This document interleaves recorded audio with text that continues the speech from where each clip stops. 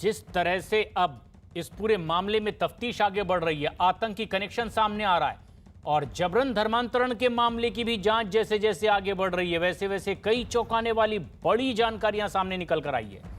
News 18 के अजीत सिंह की खबर है कि यूपी में 24 से ज्यादा एनजीओ और संगठन पर जबरन धर्मांतरण करने के आरोप में छापेमारी की जा रही है। आतंकी संगठन जैश ए मोहम्मद का नाम इस मामले से जुड़ने के बाद अब इस मामले की जांच के लिए यूपी सरकार ने एटीएस के साथ एसटीएफ को भी लगा दिया है, जो देश के 24 राज्यों में उमर गौतम के रैकेट की तलाश में जुटी है। इस बीच यूपी में उमर गौतम के 200 से ज्यादा करीबियों के लिस्ट और धर्मांतरण करने वालों के दस्तावेज भी एटीएस के हाथ लग गए।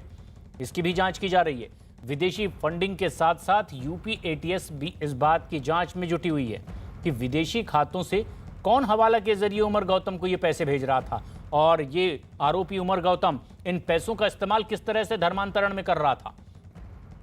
इस मामले में आरोपियों पर एनएसए के तहत कार्रवाई की तैयारी भी की जा रही है। राजीव सिंह हमारे सहयोगी इस वक्त हमसे सीधे जुड़ रहे हैं। राजीव, अब तक की जांच पड़ताल में कौन सी और नई बात सामने आई? देखिए, जो धर्मांतरण के आरोपी उमर गौतम और मुफ्ती जहांगीर पकड़े गए हैं, गिरफ्तार किए गए हैं, उनसे जो पूछताछ हो रही है उसमें कई बड़े खुलासे हुए हैं, जिनमें ये बात सामने आई है कि जो धर्मांतरण था वो सिर्फ उत्तर प्रदेश के विभिन्न जिलों में नहीं कराया जा रहा था, बल्कि देश के 24 राज्यों और केंद्र शासित प्रदेशों में भी कराया गया है। और साथ ही साथ भारत के बाहर अमेरिका, इंग्लैंड, कतर और कुवैत जैसे जो मुस्लिम कंट्री, अरब कंट्रीज देशेस हैं, वहाँ पर भी इस तरह के धर्मांतरण करवाया गया है उमर गौतम के द्वारा। इस दौरान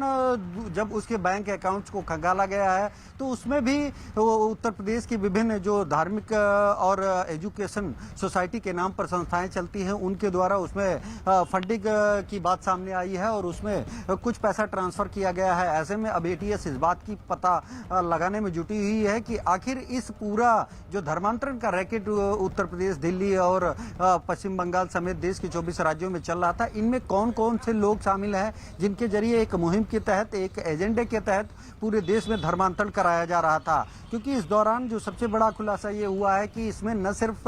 एजुकेशन और वेलफेयर के नाम पर चलने वाली सोसाइटीज ने फंडिंग की है, बल्कि कुछ ऐसे राष्ट्र विरोधी संगठन भी हैं जिनके द्वारा फंडिंग की गई है। तो ऐसे में टेरर फंडिंग की भी एक कुछ सबूत मिले हैं, जिनकी तस्दीक के लिए लगातार एटीएस जो पूछताछ में लोग बात सामने आई है उसकी तस्दीक के लिए संबंधित स्थानों पर छापेमारी कर रही है और उन दस्तावेजों को कलेक्ट करने की कोशिश कर रही है, जिनके आधार पर ये साबित किया जा सके कि जो ये धर्मांतरण का इसका तार है, इसका सिर्फ देश ही नहीं बल्कि विदेशों से भी जुड़े हुए हैं। ऐसे में और इसी मामले में ये पड़ताल लगातार आगे बढ़ती भी चली जा रही है। राजीव, आप बने रहे हमारे साथ, लेकिन अब जैसे जैसे ये पड़ताल आगे बढ़ रही है, जबरन धर्मांतरण के मामले में एटीएस को अब कुछ और सबूत भी हाथ लगे। टेरर फंडिंग से ये पूरा मामला जुड़ता दिखाई दे रहा है। न्यूज़ 18 के अजीत सिंह की खबर है कि जबरन धर्म परिवर्तन करवाने के लिए आतंकी संगठनों से यहां पैसा भेजा जाता था। जांच में यह भी सामने आया कि खास तौर पर दिव्यांग बच्चों को निशाना बनाया जाता था और बच्चों का धर्म परिवर्तन करने के बाद इन बच्चों का इस्तेमाल आतंकी गतिविधियों में किया जाता था। इस बात के भी सबूत मिले कि सिर्फ हिंदू ही नहीं बल्कि ईसाई, जैन और सिख समुदाय से जुड़े इस तरह के दिव्यांग बच्चों का धर्मांतरण किया जाता था और उन्हें आतंकी गतिविधियों में जोड़ा जाता था। यह भी पता चला है कि आरोपी उमर गौतम देश के 24 राज्यों और केंद्र शासित प्रदेशों में धर्मांतरण करा चुका है।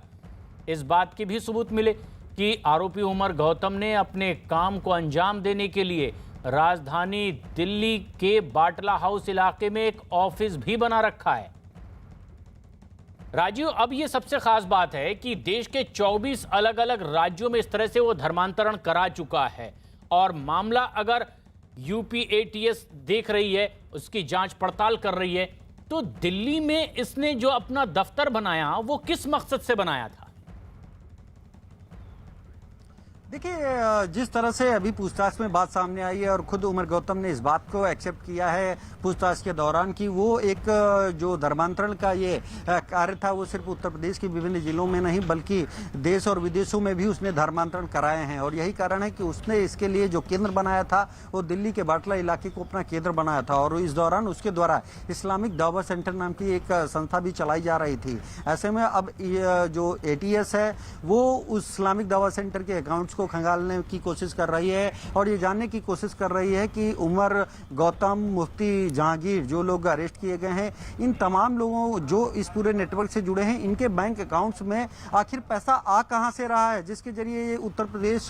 समेत देश में धर्मांतरण कराया जा रहा है। और साथ ही साथ जो सबसे बड़ी बात है कि इस ग्रुप द्वारा, इस गैंग द्वारा जो टारगेट किया जाता था वो डेफ बच्चों पर किया जाता, विकलांग बच्चों को टारगेट बनाया जाता था और साथ ही साथ उन स्टूडेंट्स को अपना सॉफ्ट टारगेट बनाया जाता था जो हायर एजुकेशन के लिए दिल्ली जाते थे या अन्य हायर इंस्टीट्यूशन में पढ़ते थे। पर छात्रों को टारगेट बनाने के पीछे एक स्ट्रेटेजी भी जांच पड़ताल में सामने आई है। ATS की जांच में धर्मांतरण के तार अब उत्तर प्रदेश के प्रयागराज से जुड़ते दिखाई दिए। न्यूज 18 के अजीत सिंह की खबर है कि इस मामले की जांच में इलाहाबाद यूनिवर्सिटी के प्रोफेसर मोहम्मद शाहिद का भी नाम सामने आया है।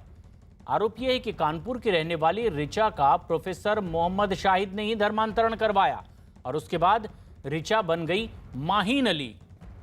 ये भी पता चला है कि पिछले साल इंडोनेशिया से आए तबलीगी जमात के लोगों को मस्जिद में ठहराने और उनकी जानकारी छिपाने के आरोप में प्रोफेसर मोहम्मद शाहिद जेल भी जा चुके हैं, जो कि फिलहाल जमानत पर बाहर है। राजीव,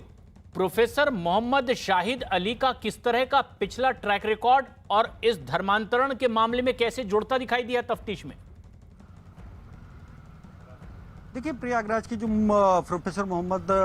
शाहिद हैं उनको वो शुरू से ही संदिग्ध रहे हैं और यही कारण है कि कोरोना काल में जब पहली लहर आई तो उस दौरान भी उन पर तबलीगियों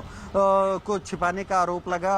उसके बाद उनको गिरफ्तार किया गया, जेल भेजा गया और करीब 1.5 माह तक वो जेल में रहने के बाद जमानत पर रुके हैं। उस वक्त भी जो तबलीगी जमात से जुड़े लोग थे वो भी उनके घर पर एजुकेशन के लिए ही आने की बात सामने आई थी। लेकिन लगातार जिस तरह से आपने देखा कि कानपुर की युवती जो ऋचा है उसको किस तरह से प्रोफेसर शाहिद ने एक पहले मोटिवेट किया, ब्रेन वॉश किया और उसके बाद उसको धर्मांतरण कराया। ये कोई पहला मामला नहीं है, ये तो वो मामले हैं जो ATS की जांच में खुलासा हुआ है, उनसे जुड़े दस्तावेज मिले हैं। ऐसे तमाम लोग इस नेटवर्क में शामिल हैं जो एक संगठित तौर पर उत्तर प्रदेश के साथ ही साथ देश के विभिन्न कोनों और विदेशों तक में इस धर्मांतरण के कार्य को अंजाम दे रहे हैं। अब ATS उन्हीं लोगों तक पहुंचने की कोशिश कर रही है कि आखिर प्रोफेसर शाहिद जैसे उत्तर प्रदेश या देश में ऐसे कौन से लोग हैं जो शैक्षणिक संस्थानों के जरिए जो छात्र हैं उनको मोटिवेट कर रहे हैं। और ये छात्र हिंदू हैं, सिख समुदाय से जुड़े हुए हैं, जैन हैं, ईसाई हैं, इन सभी लोगों को टारगेट किया जा रहा है। क्योंकि ये टारगेट इसलिए है कि ये छात्रों, इस आयु वर्ग के लोगों को अच्छे से मोटिवेट किया जा सकता है, उनका ब्रेन वॉश किया जा सकता है क्योंकि इस वक्त उनके पास कोई खास जिम्मेदारी नहीं रहती है। लेकिन अगर जो दूसरे लोगों को टारगेट करेंगे तो कहीं ना कहीं वो पारिवारिक पृष्ठभूमि से जुड़े रहते हैं, तो ऐसे में उनको धर्म परिवर्तन कराना एक बड़ा टास्क हो सकता है। और यही कारण है कि जो इस तरह का गिरोह है उसके द्वारा डेफ बच्चों को और साथ ही साथ युवाओं को टारगेट किया जाता है जो अनमैरिड है, जो एजुकेशन के लिए किसी इंस्टीट्यूशन में दाखिला लिया। और राजीव, एक के बाद एक ऐसे कई युवाओं के मामले भी सामने आते जा रहे हैं। धर्मांतरण के मामले के तार अब उत्तर प्रदेश के